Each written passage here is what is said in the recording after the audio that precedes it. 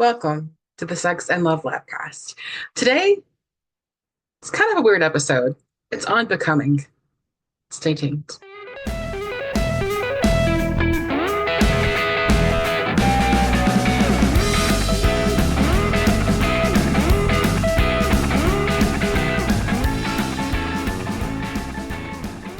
Welcome back to the Sex and Love Labcast. I'm Lauren, your host. You're probably like, what the heck is becoming?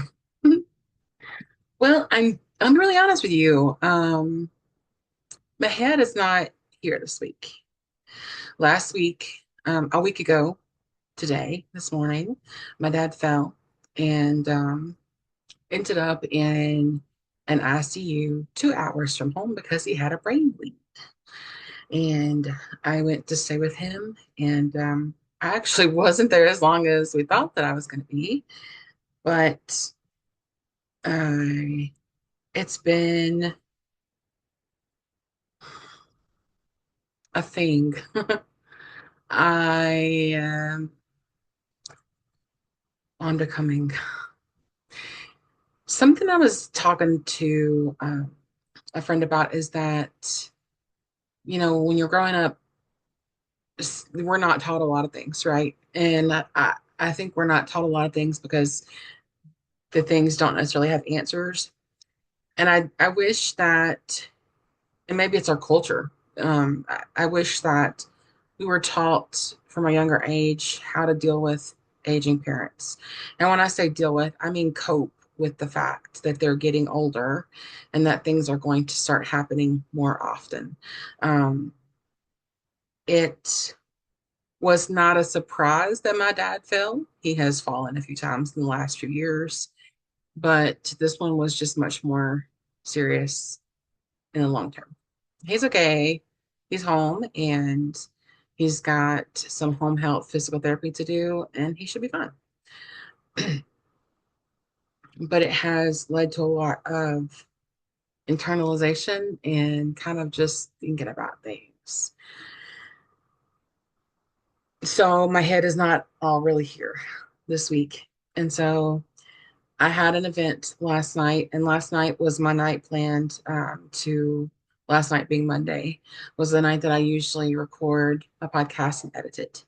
I was going to do it Saturday night, but I was just exhausted from, I had to drive, I don't know, 10 or 12 hours total um, over several days, and being there in the hospital was exhausting. And I needed a rest. And so I let myself rest. And then I had a thing yesterday. And so I didn't get the podcast done. So then I was like, today, I was like, maybe I should just not do one this week. I don't really feel like it. I don't want it to necessarily be half-assed, but I didn't, I didn't want to do that. So I am talking about what's on my brain. Now, is this related to sex, love, and intimacy? Yes. Is it about sex? No.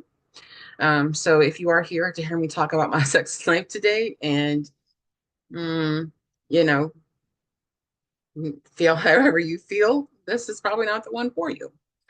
This is probably the anti episode for that, actually. Um, One thing I want to talk about, and when I say becoming, that's so loaded, isn't it? Like, what am I becoming? Who am I becoming? Where, when, why am I becoming? I I think that's something that maybe we don't realize is that we spend all of our lives becoming who we are, who we're meant to be, and that changes sometimes daily, honestly, sometimes daily. My therapist slash coach, I still have such a hard time calling her my coach because she was my therapist for so long, but she's my coach, just so you know. She said to me yesterday morning in my session, she said, "You've changed so much." And she said, "It's every time there's this shift that happens, it's like you're a brand new person." And it wasn't in a negative way, but it's just, it's like she said, like 6 months ago, there was a big shift. And after um, the previous person, there was a shift. And she said, in the last 3 weeks, there's been a shift. So it's like I'm dealing with knowing who this person is for 3 weeks versus having known you since 2018. And I was first very proud of myself for having shifted enough that it was noticeable to her, right? Um, it's so much of this. Yeah, I say this every so often. I feel like people think that I do this for attention, but I promise you, like 30 views is not worth the things that I say out loud. 100,000 might be worth it, but um, I'm not gaining any sense of self-worth from telling you my darkest secrets, my innermost thoughts and feelings. Um, and it is sometimes difficult to talk about these things. I, at one point, was very unsafe with my body, my heart, my mind. After I asked my second husband to leave, um, I used sex as a way to cope. So I guess there is sex mentioned here. You're welcome. But I used sex as a way to cope. And I chased a lot, and I did not start a timer for this podcast. Um, and I'm not going to at this point, so it's fine. I just might check my phone for the time. Look, there's Luna. Luna, hey baby. She's so sweet. Um, I used sex as a coping mechanism, and I wasn't picky about who was in my life. Um, I just felt so empty and dead from my ex-husband that anything was better than nothing. And that that mindset lasted about a year and a half, which doesn't seem like a big time frame, right? It doesn't seem like a long time. But when I look back on it, it seems like it was eternity. Um, I was on three different anxiety and depression medications. I that's when I became a dom, so that was a lot. Went through heartbreak with him a couple of times. Had a long-term boyfriend. I say long-term, it was 5 months. That was a really devastating thing when it ended because there was no closure or resolution to it. And even after that, even with my ex-husband, like I was trying to remain friends with them. And like then I took a break for almost a year and a half before I re-entered the dating pool, if you want to call it that. And it's been now 8-ish months. And what I will accept for myself has changed exponentially. Um, I think I was saying earlier before I interrupted myself. Um, I chased, and I was chasing because I did feel so empty, and I chased love. I chased sex. I didn't chase anything that I needed to chase. Um, I chased those things to try and feel complete, and they did not work, of course. And now I feel more healed and more whole. And now I can't say yes to most people. And when I say that, I don't even mean like actually verbally saying yes to a question, but like even who I swipe on a dating profile has gotten so drastically different. Um, Part of I think the problem is me. Let me tell you that it's me. I want to fix people and help people, and I am very likely to accept somebody who is broken into my life because I feel like I can be something for them. And I mean, gosh, what a nice thing to think, right? But I've spent so much of my life trying to help heal others that I did not heal myself. And so now at the first sign of someone needing me, even if it's like a sentence in their profile, I'm like, nope, I'm not gonna do it. I'm not gonna do it. There have been a couple of instances lately where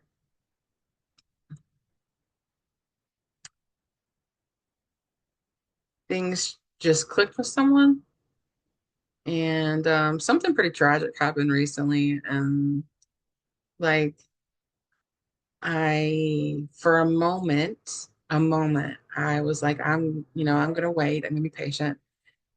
I was just like, I'm sorry, I don't want to give the details. I want to respect this person's privacy, but I just was like, why would I? Why would I accept this behavior? Like, I know that you're going through something, but it's really simple to just send a text message.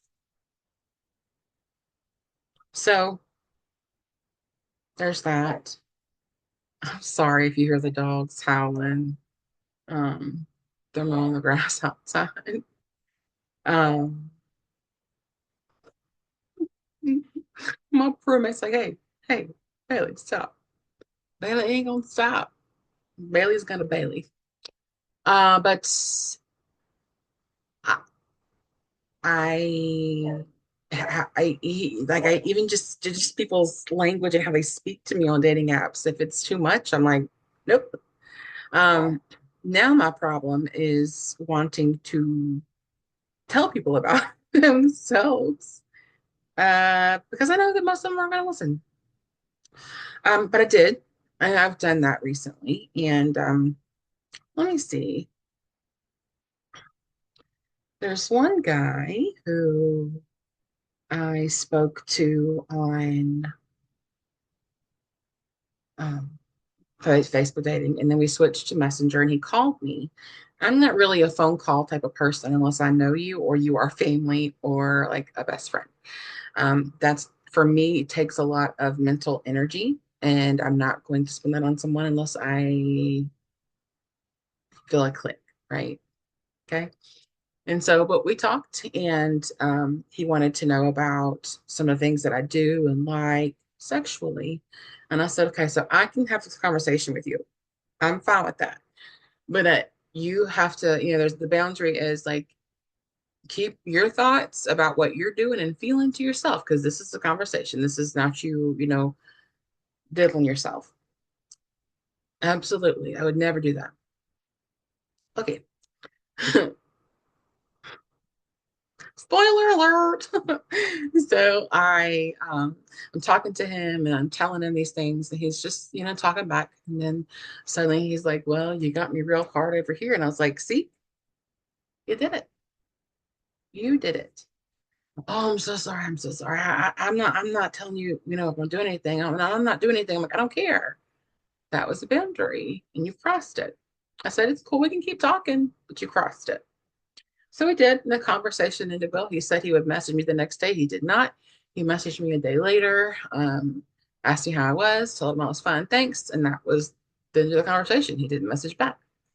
Wednesday, he calls me. I'm in the hospital with my dad. I let him know that, hey, I'm in the hospital with my dad. Um, and let's see.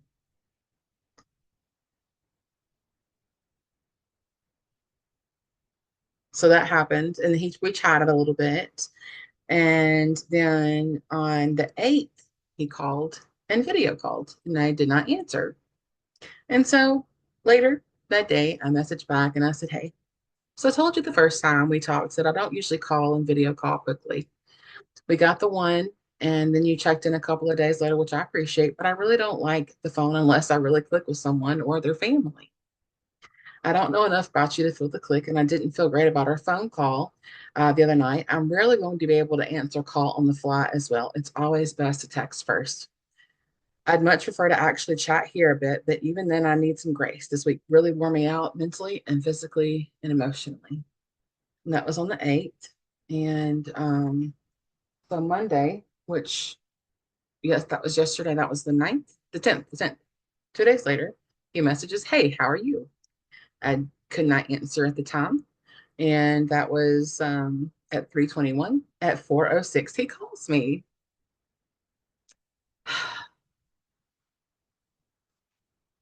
And I was just like, really? Okay.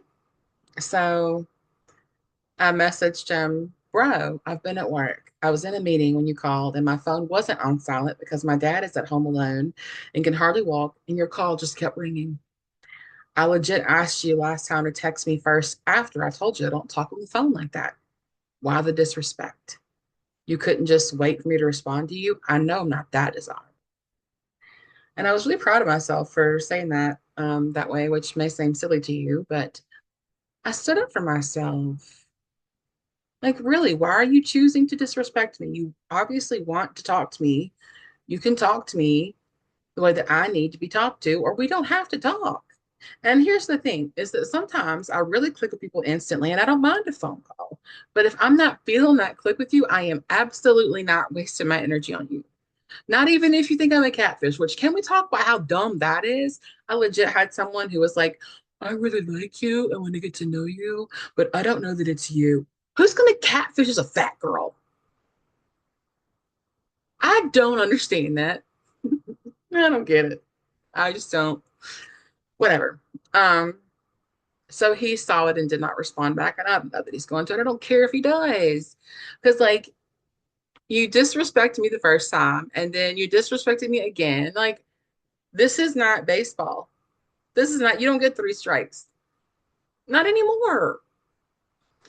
And then also, while I was dealing with my dad last week, handling that situation, I went and stayed with my friend Jeremy, who happens to live about 20 minutes from Mister. And that was hard because I haven't seen him since mid January. And he also, okay, also, this was on Tuesday, right? So that day, he was in my people you may know on Facebook and has not been since we first like met each other in November. And so I don't the rumor is that people will appear on your people you may know if they've been looking at your profile. I did look that up. It is like I guess part of the algorithm or whatever. So I don't know if he was looking at my profile or what. But that happened. And then I ended up staying with my friend Jeremy, who lives close to him. And I was like, I want to text him so bad. But I realized that I really just wanted to text him because I really needed some support. Um, that's probably a whole nother episode about with loads of issues, but I needed some support. And I knew that he would be supportive because his parents are about the same age and are in failing health. Also, the last time I was there, I left my toothbrush at home, and so I stopped on the way and got a new one. And I was like, "Hey, can I just leave this here since I'm coming back next week?" He's like, "Yeah, that's fine." And it was a brand new freaking toothbrush, and it's one of those pulsar ones that vibrates, and it was a whole tube of toothpaste. And he probably threw it away, but I kind of wanted to text him like, "Hey, bro, you still got my toothbrush? Can you leave it on your porch for me?" But I didn't. I didn't. I did ask a few people if they thought it would be okay if I texted him, and they said no. And there's like 3 or 4 people in my life that I will go to for questions like that, and I will ask them the questions. And if like a portion of them agrees, then I can perhaps convince myself that it's still a good idea to do whatever it is that I ask them if I should do or not. They all said no. And I know that that was the smart thing to do. I know that was a smart thing to do. I think that I'm still seeking some closure or some resolution that I'm never going to get. And I have to accept that. But that was a win. And then with this other guy, like I also wanted to message him, the one that just kind of disappeared. Like I wanted to message, kind of disappeared. He did disappear. He's the one that's going through something. I wanted to message him too because I was just needing some support. And then it's really cool that I realized that, but I didn't. I didn't. And then there's my old Dom. Um, he was always very good at being supportive for me. It was one of the only things he really did for me. And but I didn't do it. I didn't do it. And she asked me, my therapist slash coach, she said, she was talking about Mr. specifically. She said, why didn't you text him?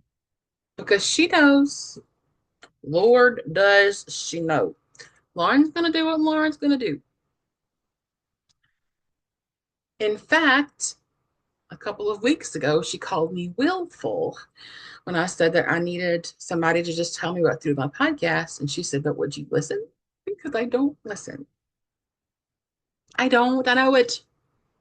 I listen more these days, though. But she asked why I didn't. And you know what I said? Well, I said a few things. And then I said, I don't chase sidetracked. I don't chase sidetracked. I don't chase anymore. It's exhausting. You're generally chasing something that doesn't want you anyway. So why are you chasing? I don't want necessarily somebody to chase me. We can meet in the middle. I will not be chasing anyone anymore. A guy just today on Facebook dating, he said, oh, you know what? Can we just talk about this for a second? When you're on a dating app, any dating app, and the other person was like, hey, I don't get on here much. Can we chat somewhere else? Now, if it's Snapchat, look, I've got a Snapchat and I use it. When somebody asks me if I want to chat on Snapchat, it tells me one of a couple of things. One, you just want to show me your dick, or two, you're married. And so I'm like, I'm sorry, I don't use Snapchat for these purposes. Um, but I do. But when you do that, and then you're like, I'm not on here often, you just matched with me and you've been chatting with me for 10 minutes, but you're not on here often. Okay. Okay. I mean, I don't get Facebook notifications on the actual phone screen. I have them turned off. I don't get push notifications. And then I would say that 99% of the time, I don't get notifications for the dating section of Facebook, but I make an effort to go. And so listen to what I told him. I said, I understand it can be inconvenient to check Facebook dating, especially because it doesn't constantly give notifications. It takes intent and effort. When someone automatically tells me they don't check this often, it's a key indicator they aren't willing to put in the effort. I'm trying to find someone to build a life with, sorry, to be successful with, um, and be able to lean on and to be leaned on, which requires some intention and effort. If it's an issue to check this chat from the get go for you, I'm afraid we won't be compatible. Now, did he care? Probably not. Probably not at all. And that's fine. But it's true. Hi, Luna. Winnie Tony. She's so sweet. Um, it's true. Like if you can't like make an effort to check Facebook dating when you're talking to somebody and you really want to get to know them, how is that going to translate into everyday life? Probably not well. Also, can we just talk about some of these grays that are like shining through it so sexy? The camera, stop it. The camera is flipped. Here we go. Here we go. Look. Oh my gosh. How awesome is it going to be if I get like a streak in my hair this way? Yeah. The camera's flipped. Don't judge me. It's fine. You can laugh. You can laugh at me or with me. I was kind of laughing. So, what about becoming? Well, it's just that like I'm becoming somebody different, like constantly too. It's not like, oh my God, it's like all the time. And sometimes it's big shifts, and it actually feels like I'm peeling an onion, and then things change. Speaking of which, I have rebranded meat. You'll probably will see that later on. Or maybe I'll just show you. in one of these areas. I don't know which one yet.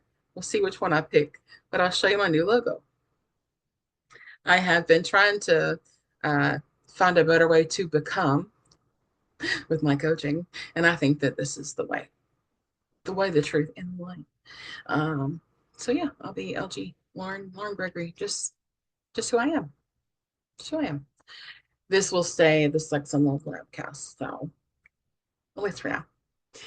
So it's there's just there's so much learning and growing happening in a short amount of time, and it's like number one, it took you 42 years to do this. Like, why? Why?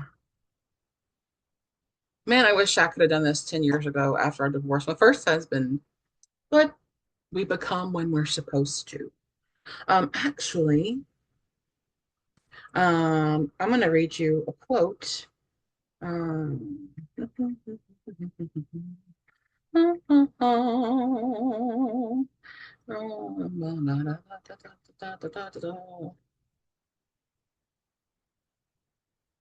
I may not be ready to give you. Oh, yep. Here we go. Here we go. Here we go. That's not what I wanted to do. That's not what I wanted to do. Um, the Velveteen Rabbit, there's a quote, and I'm looking for the quote. It kind of fits. It kind of fits. But I can't find it. And I'm sorry about that because, oh,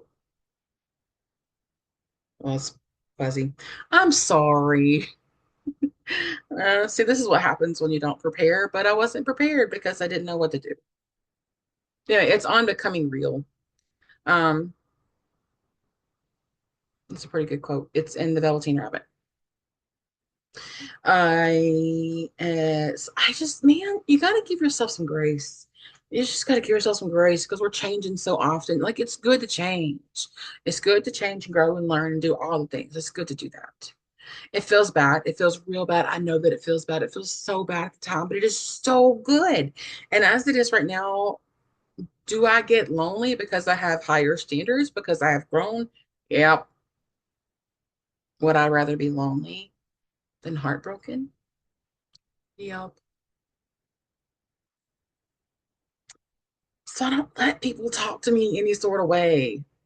I just don't do it anymore. There was a comment on one of the videos about my first vaginal orgasm. Like, I am not telling you guys this stuff to be sexual.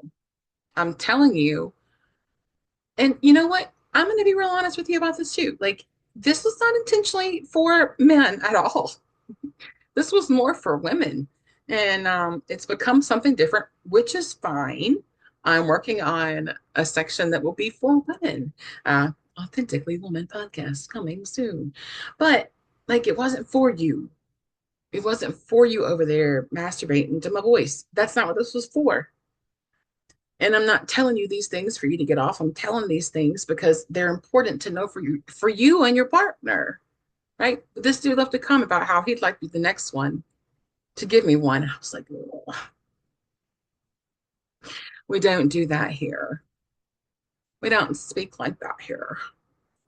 So he deleted his comment. And if you're watching, you're welcome to be here and you're welcome to share respectable input. Respectful, respectable, or they mean the same thing? Maybe. But you know what? Fuck off. Fuck off if you can't just respect me. Fuck off.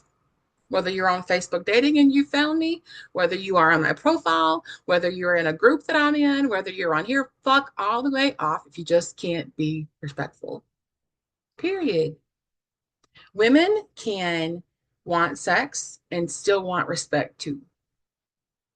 It's some of the other people that have issues with being able to maintain that balance. So I don't I don't deal with lack of respect anymore. I love me too much to just let anybody walk over. I love me too much. So I am becoming who I'm supposed to be. for the person I'm supposed to become for. I still believe there's somebody out there for me. I think they're hiding under a rock, but I think there's somebody out there. And all I want is somebody who will love me, respect me, and be freaky with me. That's it. Is that too much to ask? Maybe my person is becoming too. So if you're becoming, give yourself some grace. Sometimes we're a different person from day to day, and we have to learn how to be that new person. And there's no rule book on that.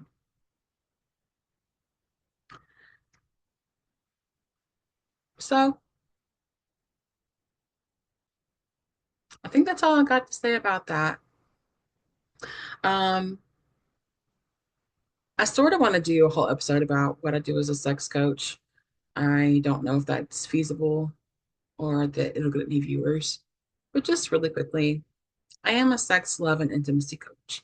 People seem to latch onto the word sex versus love and intimacy, and they think that it's something dirty. They think that I am having sex with people to teach them how to have sex. Now, if you do that, I have no problem with that. It's just not what I do. What I do is more like talk therapy than anything else, but I don't have a bachelor's or a master's degree or a licensed mental health certification. I have a sex, love, and intimacy coaching certification. But most of what we do is just talk therapy. Um, I think I even mentioned this in the last episode too. And I am accepting new clients. I've got room for like three-ish people right now. If anybody's interested, inbox me. We can work something out. Usually I have a rate, but right now, if you want to book, I'll give you half price for the first two sessions. If you inbox me and tell me you watch this episode on becoming, I'll have my contact info again somewhere up here for you to get a hold of me. I'll also put it down in the comments. I know this one was a little bit short. I actually am not sure how long it was, but it was a little bit short. It's still here for you guys. I love you, and I can't wait to see what you become, what I become, what this podcast becomes. All of it. I will see you guys next week. Bye.